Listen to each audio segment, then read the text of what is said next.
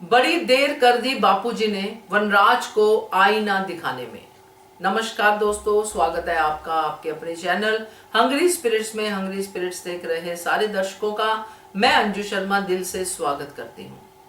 आज बापूजी ने बहुत सही बातें कही वनराज को। पुरानी बातों को एक एक करके वनराज के सामने खड़ा कर दिया और वनराज को बताया कि तू क्या था और आज भी तू वही का वही खड़ा है। जो तेरे साथ हुआ वही तो डिम्पी के साथ कर रहा है। तो जब ये बातें बापूजी कह रहे थे और बापूजी वो फ्लैशबैक में जा रहे थे कि अनुपमा के साथ ऐसा हुआ वैसा हुआ, तो मुझे यह है कि आज ये डिम्पी के लिए स्टैंड ले रहे हैं, क्या तब अनुपमा के लिए स्टैंड नहीं ले सकते थे? तो ये आईना तो दिखाया मगर बहुत देर कर दी। देर से ही शायद जागते हैं बापूजी। बात करते हैं इसके ऊपर। पहले वही निवेदन, जिन्होंने अभी तक चैनल को सब्सक्राइब नहीं किया है कर लीजिए। साथ में दोस्तों बेल आइकॉन दबाइएगा ताकि आपको हमारे वीडियोस के नोटिफिकेशन मिलते रहें। बापूजी ने वनराज को बताया कि कैसे उसकी जबरदस्ती घर के वालों की दादी की मर्जी से उसकी शादी जो है अनुपमा से कर दी गई थी।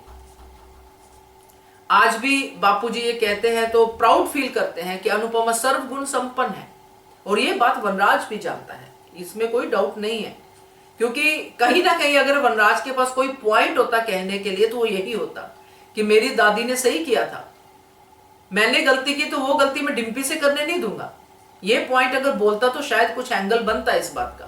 क्योंकि अब जो बापूजी कह रहे हैं कि सर्वगुण संपन्न है और बीच में हमने देखा था कि वनराज चाहता था कि अनुपमा उनके घर पे वापस आ जाए, तो वो नहीं हुआ।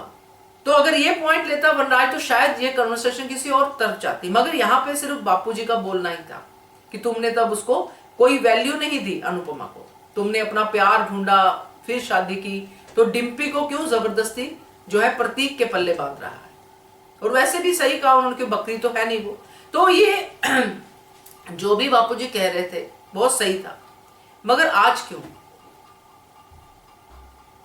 और अगर कहा भी है तो उस पर इंप्लीमेंट भी करो। डिम्पी अकेली स्टैंड ले रही है, आप वहां पे क्यों नहीं बोल रहे जब वो वनराज को कह रही है? जब बा प्रतीक को वो शगुन दे रही है तब क्यों नहीं आप आगे आके बोल रहे कि बेटा अभी मत दे? तभी आके वनराज को बोलते कि हम सलाह कर ले, हम आपस में बात कर ले, इतनी भी जल्दी क्या है? कौन भागा जा रहा है?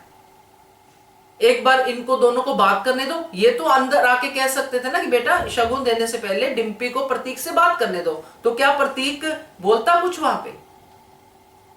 वहां पे तो वनराज भी नहीं बोल पाता। इतना तो वो लड़का भी समझेगा जिसको वनराज जिम्मेदार लड़का कह रहा है।